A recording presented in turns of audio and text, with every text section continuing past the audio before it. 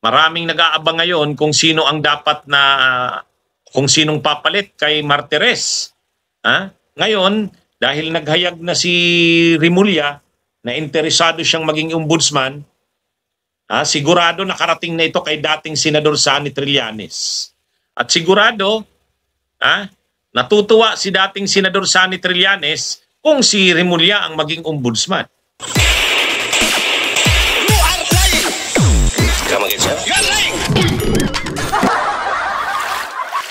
So ito mga kabunyog, sigurado si dating Senador Sani Trillanes natutuwa dito sa balitang ito na si Rimulya ay interesadong maging ombudsman.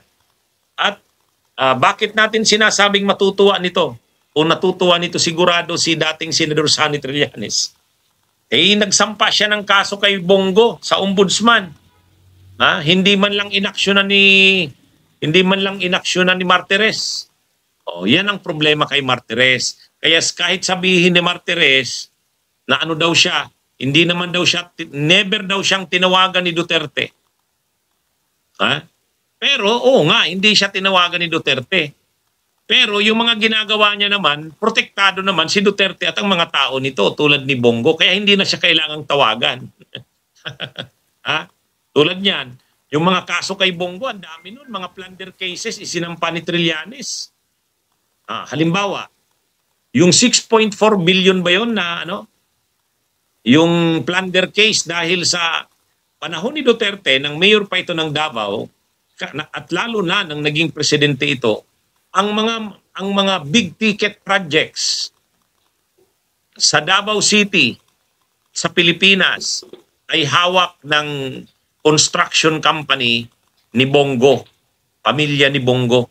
Sa katunayan, ang pangalan ng construction company ng pamilya nila ay CLTG, ang initial. Ang CLTG, Christopher Lawrence Tesorogo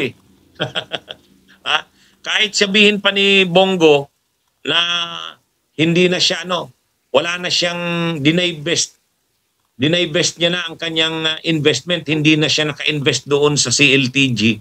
Pero kanilang pamilya pa rin yan. Kaya si Bongo, marami siyang kaso ng plunder. Kaya lang, hindi inaksyonan ni Martires. Hindi inaksyonan ni Martires. Yung tungkol doon sa Navy, yung biniling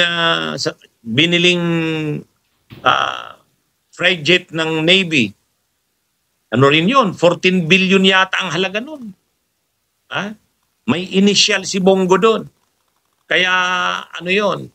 Isa rin yun sa mga controversial na mga deals na involve si Bongo. Kaya itong si Bongo, marami itong mga sinampang kaso si Trillanes.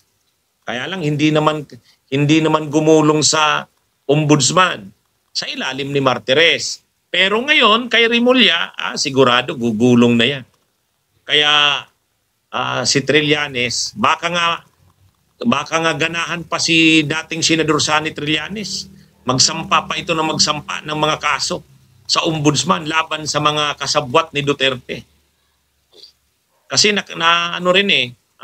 napakalinaw naman kasing hindi naman gumalaw yung mga kaso nung panahon ni Martires sa ombudsman. Pero ngayon, pag si Boying Rimulya gagalaw na yan. Gagalaw na yan.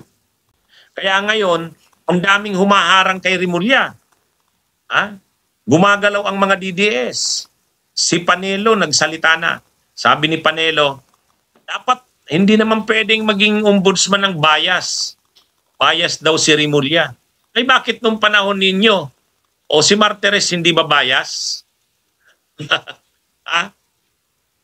Kaya lang totoo rin naman, may mga issue nga lang talaga dito kay Rimulya.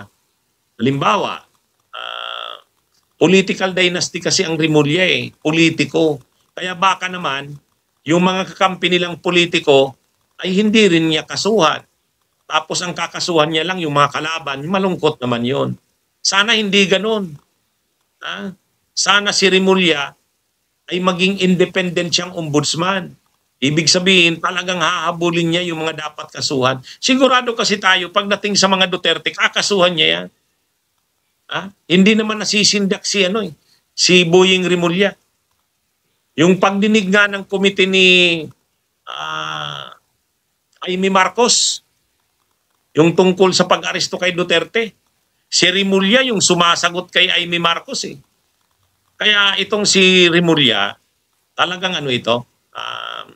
matibay ang nito. Matibay ito. Talagang ang mga kasabwat ni Duterte, talagang kakasuhan ito. Kaya lang, yun na nga.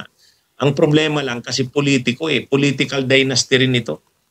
Baka naman, yung kalaban kakasuhan, pero yung kakampi, papalibrehin. Ay, yun, hindi maganda yun sa ombudsman. Pero ang maganda naman kay Rimulya, alam natin, halimbawa yung mga kaso kay Bongo, ka-aksyonan na nito yan. Kung si Martires ay hindi inaksyonan yon, dito gagalaw na yan. Kaya mapapansin natin ngayon sa social media, ang daming paninira kay Rimulya. Linalabas talaga yung mga issue laban kay Rimulya. Hindi raw ito dapat maging ombudsman. Yung tungkol sa kanyang pagiging politiko, yung tungkol sa kanyang anak, yung ginawa niya sa kanyang anak. Yan yung mga issue nire-raise kay Rimulya. Sigurado, ang mga nagre-raise ng issues na yan kay Rimulya, mga DDS, pinapagalaw na ng kampo ng mga Duterte ang kanilang mga galamay sa social media para atkihin si Rimulya. Kasi nga, sakit ng ulo nila pag napili si Rimulya na ombudsman. Parang ang nangyari niyan, si Torre ang sa PNP, si Rimulya ang ombudsman, ay matindi yan. Matindi yan. Ang dami yatang makakasuhan ng plunder niyan. Si Trillanes naman ang tagakaso. Yan. Matindi. Matinding partner, matinding ang trayo pala ito Matinding trayo. Si Trillanes ang magsigasig na tagakaso, si Rimulya naman ang ombudsman, tapos ang taga-aresto naman, si Torre. Yan Matindi ang na yan Matindi ang trayo na yan. Si Trillanes ang tagakaso, si Rimulya ang ombudsman, tapos si Torre naman ang mag-aaresto. Sigurado kinakabahan na ang mga DDS dyan. Kaya ngayon, kaliwat kanan ng ang atake kay Rimulya. Bagamat totoo naman, medyo talaga hindi kung mayroon lang sana na ombudsman na matapang na at the same time pa independent pa. Yun sana. Kaya lang sa sitwasyon ngayon, ang hirap sa panahon ngayon kailangan yung matatapang laban sa mga Duterte. Katulad ni Torre, tingnan nyo, ginawang chief ng PNP. Tapos itong si Rimulya, pag naging ombudsman yan. Si Trillanes naman, private yan. Pero si Trillanes yung mahilig maghanap ng mga ebidensya laban sa mga dapat kasuhan.